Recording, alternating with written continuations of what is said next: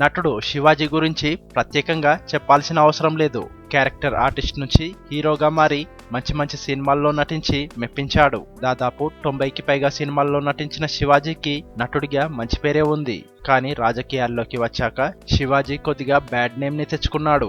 ఇక కొన్నాళ్లుగా సినిమాలకు గ్యాప్ ఇచ్చిన శివాజీ బిగ్ బాస్ హౌస్ లోకి అడుగుపెట్టాడు. ఇక మొదటి నుంచి కూడా హౌస్ లో పెద్దన్నగా ఉంటూ అందరి దృష్టిని ఆకర్షించాడు. ఇక ఈ మధ్య #90s వెబ్ సిరీస్ తో మంచి విజయాన్ని అందుకున్నాడు. ఇక ఈ సిరీస్ తర్వాత శివాజీ వరుస ఇంటర్వ్యూలు, ఎంటర్టైన్మెంట్ షోస్లలో పాల్గొంటున్నాడు. తాజాగా శివాజీ స్టార్ కమెడియన్ అయిన అలీ హోస్ట్ చేస్తున్న ఓ షోకు గెస్ట్ గా విచ్చేశాడు.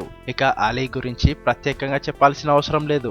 సెలబ్రిటీ గెస్ట్ గా వస్తే వారు పుట్టిన దగ్గర నుంచి ఈ రోజు వరకు వారి జీవితంలో జరిగిన సంఘటనల గురించి నిర్మోహమాటంగా అడిగేస్తాడు. ఇక ఈ ప్రోమోలో కూడా అలానే అడిగి హైప్ తీసుకొచ్చాడు.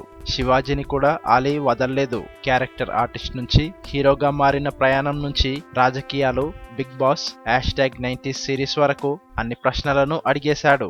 ఇక సినిమాలకు దూరంగా ఉన్న సమయంలో #90s సిరీస్ ఆఫర్ ఎలా వచ్చిందన్న ప్రశ్నకు శివాజీ మాట్లాడుతూ, చాలా కాలం తర్వాత బాపినీడు గారిని కలవాలని వెళ్ళాను. ఆ సమయంలోనే బిగ్ బాస్ ఆఫర్ వచ్చింది. అదే విషయం ఆయనకు చెప్పాను.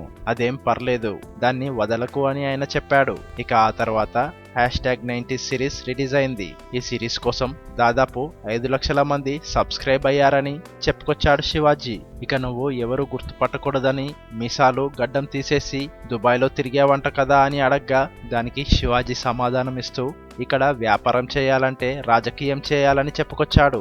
ఇక అసలు శివాజీ ఎందుకు దుబాయ్లో పట్టుబడ్డాడు అన్న ప్రశ్న ఎందుకొచ్చిందంటే 2019లో అలందా మీడియా కేసులో శివాజీ పోలీసులకు పట్టుబడినట్లు వార్తలు వచ్చాయి. ఒక టీవీ ఛానల్ వాటాల వ్యవహారంలో పోలీస్ విచారణకు హాజరు కాకుండా అజ్ఞాతంలో ఉండడంతో ఆయనపై పోలీసులు లుకౌట్ నోటీసులు జారీ చేశారు. ఇక శివాజీ ఎవరికంటా పడకుండా ఉండడానికి గడ్డం మీసం తీసేసి దుబాయ్ వెళ్తున్న సమయంలో పోలీసులు ఆయన్ను పట్టుకున్నట్లు సమాచారం. ఇక దీనిపై శివాజీ ఎన్నోసార్లు క్లారిటీ కూడా ఇచ్చాడు.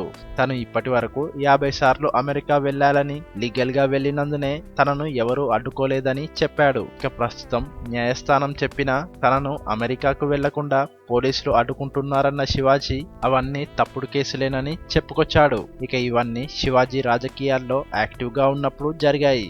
ఆ తర్వాత శివాజీ రాజకీయాలు, సినిమాలు వదిలేసి కొంతకాలం గ్యాప్ తీసుకున్నాడు.